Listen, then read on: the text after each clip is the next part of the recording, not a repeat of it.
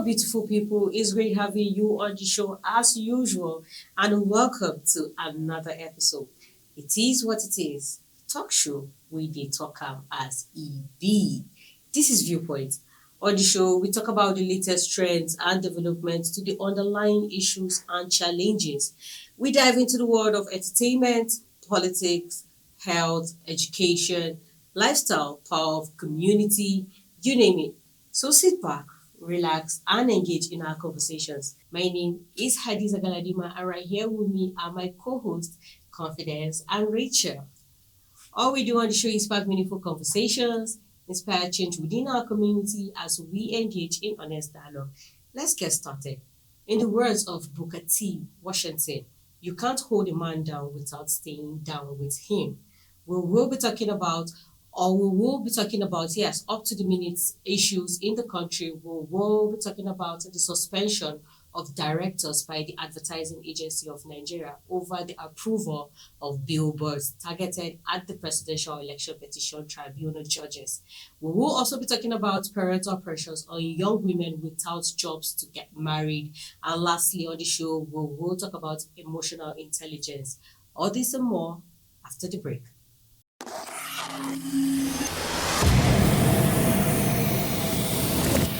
Experience the acceleration of Oweleketv.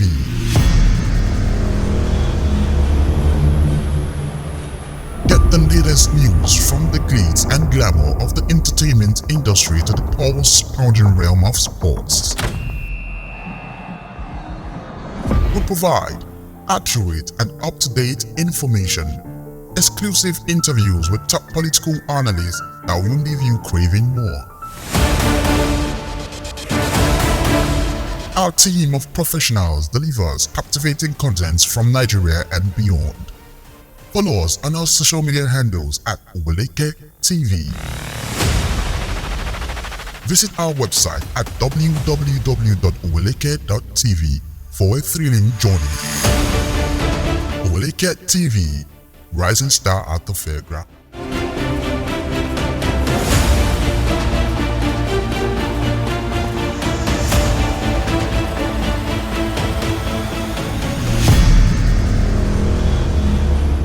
Welcome back. This is Viewpoint, talk show where we talk as EB. Following the approval of the All Eyes on the Election Tribunal judges billboards, the Advertising Regulatory Council of Nigeria has disbanded its advertising standard panel, suspends director and deputy directors in charge of regulations. The All Eyes on the Election Tribunal judges narrative began as a social media campaign by supporters of Peter Obi, the presidential candidate of the Labour Party in the 2023 elections. The campaigners are alleging plans by the judiciary to favour the incumbent president Bola Ahmed Tinubu. The federal government said the advertisement was a blackmail of the Presidential Election Tribunal, noting that the advertisement failed to follow vetting guidelines and the concepts exposed were not approved by the Advertising Standard Panel, leading to the order of destructions of several billboards across the country. So, ladies, we just want to let's have your thoughts on this as regards how can a regulatory agency say a certain, because they also mentioned that the campaign is a blackmail on the judges election. Well, first off, we should note that every organization has their rules and regulations, guidelines, just like NBC, the Broadcasting Commission, they've got guidelines that you have to follow. Every organization has guidelines, but I think this is more than the guideline.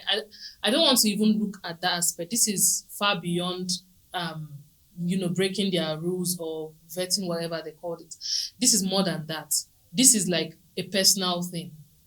Now, you're saying it's a blackmail. Blackmail on who exactly? Blackmail on what? Is it blackmail on the judges? Did I write any judge's name there? That's all eyes on Justice so. Did I mention all eyes on President Bola Ahmed Tinubu? They only said all eyes on the judiciary system. So why are they pained? Why did it start disturbing them? Said all eyes on the Election Petition Tribunal judges. Hadiza, They did not mention anybody's name. They did not say justice, so person. I feel like this thing is just like, when someone is doing something wrong and then someone is coming to put it to them that this thing you're doing, we know what you're doing. And the thing is now pricking you. If your conscience is clean, if your conscience is clear and you're not doing anything, there's no cockroach in your cupboard and you want to follow the right procedure, there's no need to be scared. In fact, you even come out to say, if you like, come and mention my name. If you want to say 1,000,001 things about the election petition tribunal, if you like, come out and say it. It doesn't affect me. So far I know I'm doing what is right. But when you're doing something that is wrong, even when they did not say something that is even close to you, you start feeling whatever already. I think this is exactly what has happened. And for the government to go and take off that billboard only show that, there's freedom of speech, but there's no freedom after speech. It is only showing that you can come out to say, the election petition, please do right and, do the right thing. But after you say that, do right and do the right thing, you don't know what is coming for you. This government has only shown, I don't want to use some certain words, but I feel like this is a kind of cowardice movement. It is only a coward that will come out and do what they just did, to go and take off a billboard simply because it is pointing to someone. It would have been pointed at any other person. Yes, APC can come out tomorrow and go and put a billboard saying we won the election and our hands are clean. They did not mention anybody's name. And when they put that kind of billboard up, Peter Obi or Charlie Boy, anybody's not supposed to go there and say remove this billboard. No. So I see no reason why the government should go there and take off the billboard. Well, Nigerians are not relenting because even with the destruction and the pulling down of the billboards, they've printed flyers and T-shirts. Yes. So what does it have it? While Rachel was talking, I just remembered somebody had said something about do you think they are doing it to alleviate pressure on the judges? I was like, pressure, I don't understand. Is it not their work that they are doing? And what does being a judge entail? So I feel like the government of this regime or this regime's government is just looking for ways to aggravate the people. Because the question is, what message are you trying to send out there by pulling down, the billboards? Why are you? It's like it's a clear case of they're scared or something.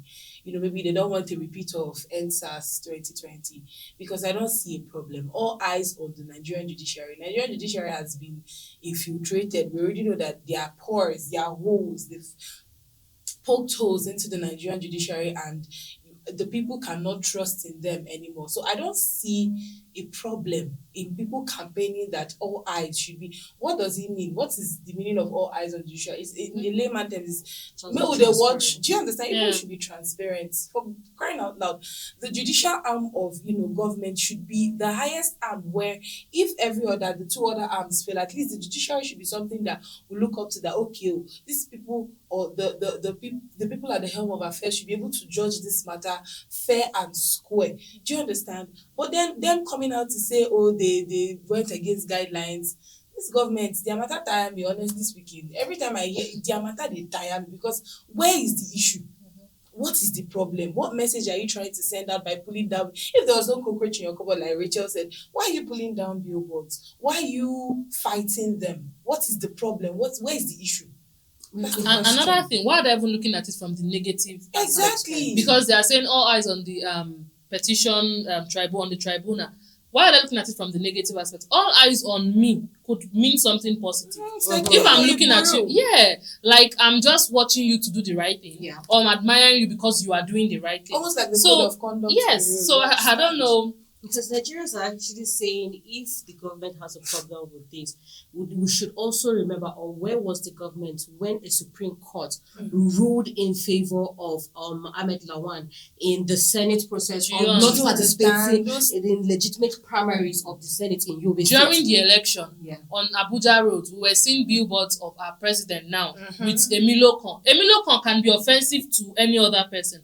Then these people should have gone out to say, we do not like this word. Emilio Kan, it's like you're saying, it is my turn and I must have it. But this thing was on Abuja roads, on billboards, it was everywhere.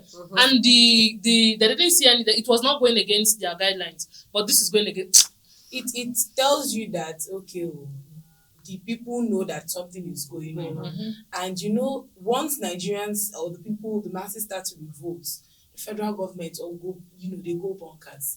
And it doesn't make any sense. Like I'm still asking the question, what message are you trying to send out? If people are doing the right thing, if the judges in the tribunal are doing the right thing, what's the annoyance, over For them to even go far to start sagging down people. Do you and understand? suspending people. Well, Nigerians would love to hear your take in our comment section, so drop them and we will be expecting them. All right, let's go on a short break. We'll be right back. Please stay with us.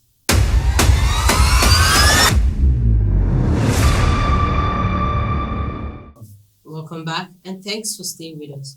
Moving on to our next topic, we will be talking about parental pressure on young women without jobs to get married. We would like to draw your attention to the pervasive issue that is so prevalent in our society and is relevant to women. So, in many cultures, women are expected to just get married and have kids. That's it. So, however, with changing times, women should focus on their education and career development because jobless women face great pressure due to financial dependency on their spouses, which oftentimes leads to being seen as a burden or liabilities. Ladies, what are your thoughts as regards this topic? Because it is really essential, if we really check it, it is essential you earn, even if it is at the lowest or the least, just earn before you get married. What's your take? My sister.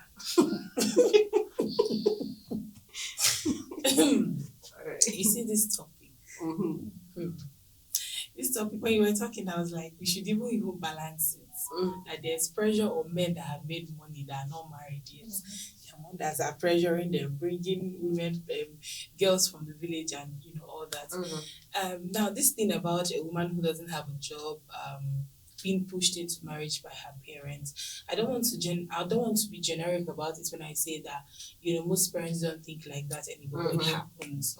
Once they see that okay, work is not coming, she's getting old, she's approaching 27, 28, 29, and there's no work, and the next thing is marriage. Because in the African society, it seems like marriage is an achievement, it's a big trophy. Once you get married, hey, you have carried couple, and they as parents forget to celebrate other successes. She might have set up a business for herself, or she might have finished from school. It's something to celebrate. Many people or many ladies go to school, many of their children go to school, and some people don't even make it back home. So I think the pressure that parents mount on women who haven't gotten a job to get married, I think is wrong. It's very wrong because at that point, and I'm saying it because I have cousins, I have friends who don't have jobs yet. You don't know if the person might be thinking, I need to get something doing first before I enter into the house of a man. I've always been in that school of thought. Like I cannot enter a man's house and I don't have anything doing. It's not because of anything, but it's just a personal goal. It's a personal vision and dream I've set for myself. So you can imagine if she does not have a job, probably some of these ladies are looking for something to do with their lives, or they're not just thinking about marriage at that point. A jobless woman, like we are talking about, somebody who doesn't have a job, she might be thinking about furthering her education or something else that doesn't have anything to do with marriage. But most African parents always think that okay, once she marries, the job will start coming. They don't sit down to ask their daughters, okay, what's the issue? Is it marriage that is on your mind? What's going on? But they feel like okay, as she no get job now, job no dey come, if you no get, like this saying, I don't know if you've watched Nollywood, most of these are movies where Patience Osoko will say, if you go get job, if you home man, and just untold pressures. And sometimes when you see some of these ladies, when they get into the marriage, it's not working because you don't push people into their major phases in the life of a person. You don't push them into some of these pressures. Will make these young women get into things that they don't want to get into. Why? Because they just want to please their parents. And some of them now end up going so far to get some of these jobs.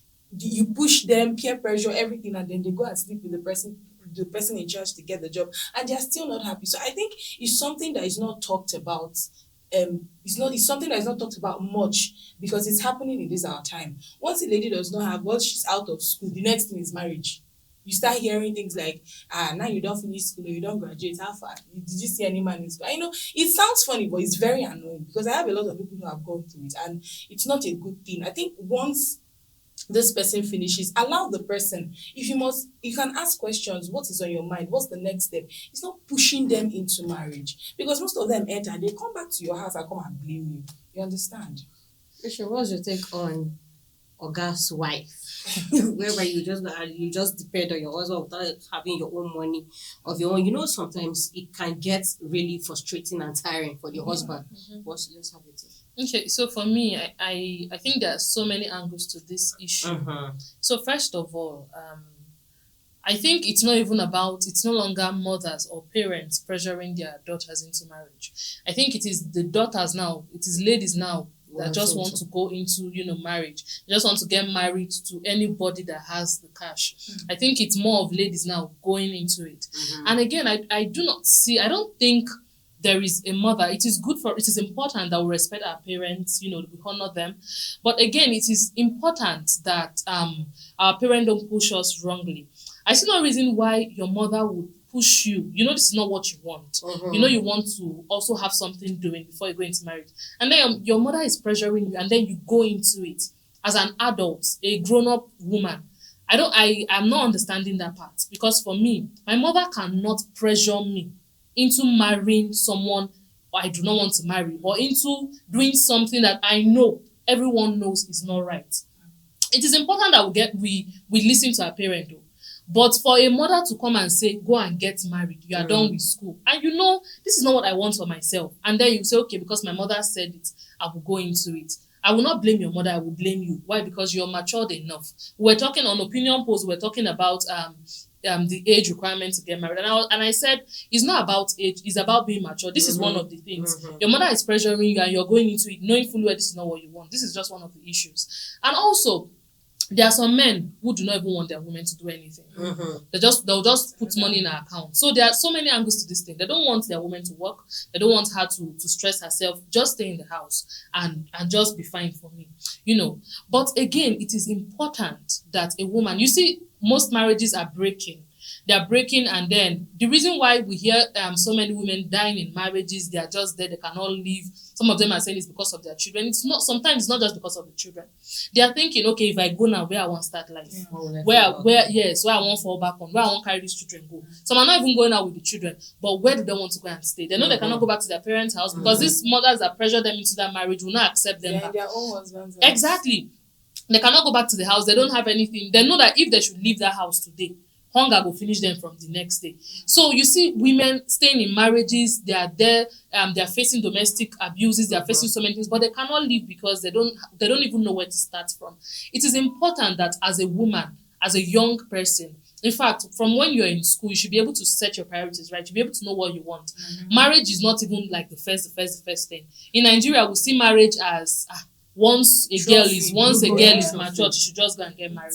I don't think marriage should be that should be your first priority. You're done with school, what next? You should have something doing. You should have look, you see women in marriages that if their husband does not have money and their mother calls them, they cannot send 1K to their mother. You see marriages whereby, okay, my husband traveled for 1 week, maybe there's network issues, he cannot transfer money. Then my children, I cannot feed my children. I think it's, women are coming out every day, they keep shouting, we want equal rights with men, I'm a feminist, I'm a this, I'm a that. But when you look deep into it, it is just the gra that is there. There is nothing behind. As a woman, you should be able to, gather something for yourself. You should be able to support your husband. That is why you're a wife. If you're getting married, you should be able to, the day that there is a little, shake in the marriage, you should be able to come up with something for yourself and for your husband, for your children. That's why you see some husbands will die, and you just see maybe they are rich, they have big house, big cars and everything. But the month the husband died, that is the end. The woman can start begging and start. I mean, women, it's time for us to be wise. It's time for us to do the right thing. If you're already there, you can still make it right. It's never too late. And just to add, right, just as what Rachel said, one of the worst things that can happen to you as a woman or a man is to live an unfulfilled life. People are in marriages. It's not like the man is wicked. He has money, everything is good, but she's not fulfilled. Yeah. So love yourself first. Find out that thing that makes you happy. Find out that thing, that purpose that you should be fulfilling. Don't marriage is like, I like what Rachel said. She said marriage is not the first thing. It's good though. Hey, me, I like marriage, I like love, but it should not be the first thing. Why am I here? The worst thing, I'm saying it again, that can happen to you as a person is to live an unfulfilled life. Yeah. You do not want to be there. Yes. Whether you're married, you're not married. If you're in a place where you're feeling, I don't even know what I'm doing. You're feeling of it's not a place to be. To you viewers out there, what's your take as regards this? We'd love to hear from you. You know how we do it. Get involved in our comment section. We will be going on a short break right now. We'll be right back. Please stay with us.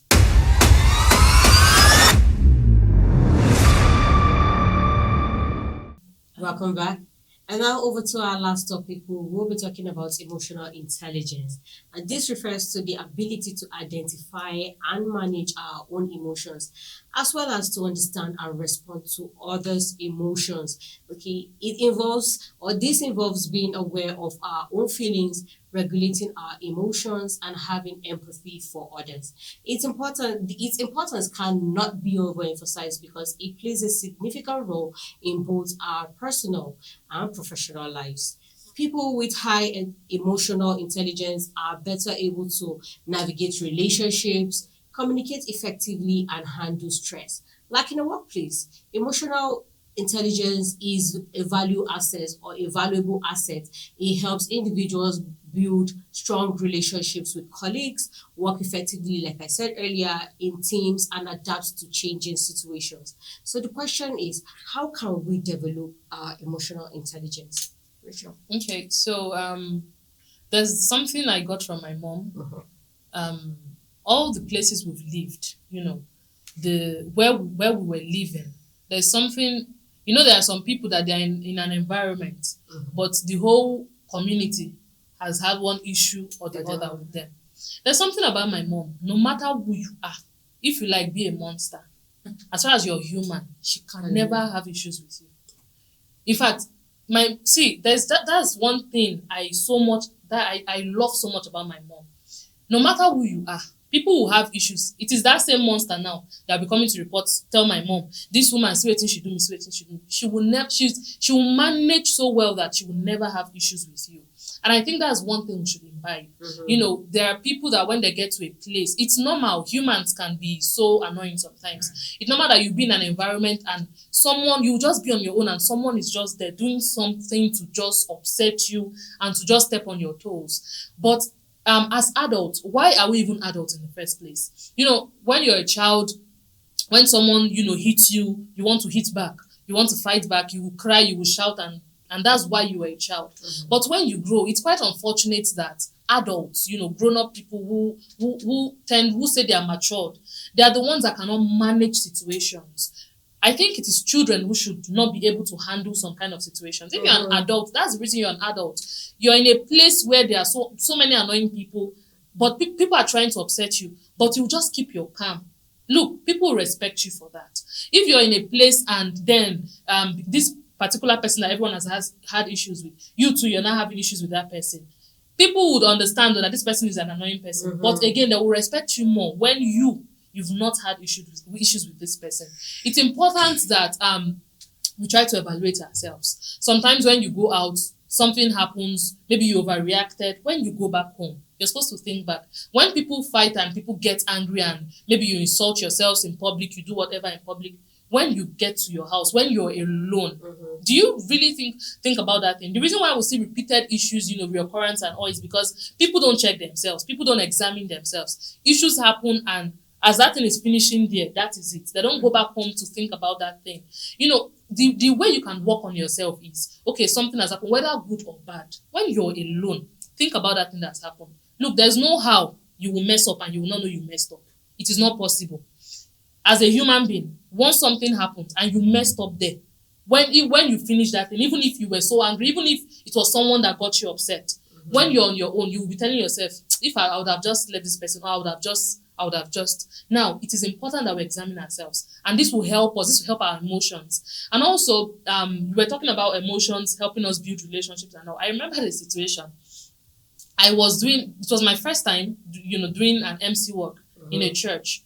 it was our pastor's birthday, and his children were coming to talk about their father. My dad is late, and so they were talking about their father, how sweet and how whatever their dad is. I was the MC and I was holding the mic, and I busted into cry, and I was crying. And people, now it is for you to know that okay, it's normal that you get emotional because of what those children have said, but you are an MC and you are a professional and you know what you're doing. You are not supposed to cry, whether anyone tells you the truth or not.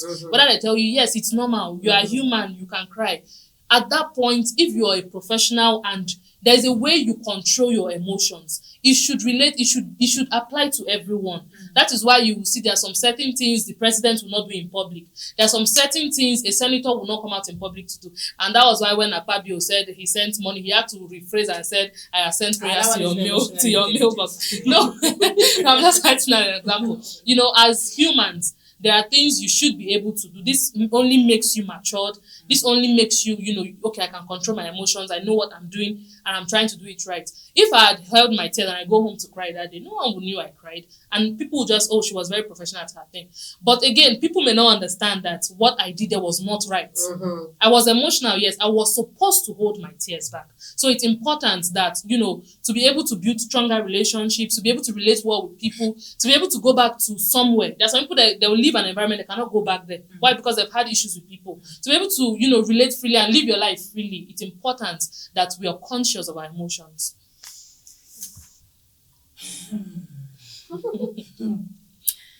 So there's a saying that, I don't know, this topic relates to me in such, I'm already emotional. I want to cry.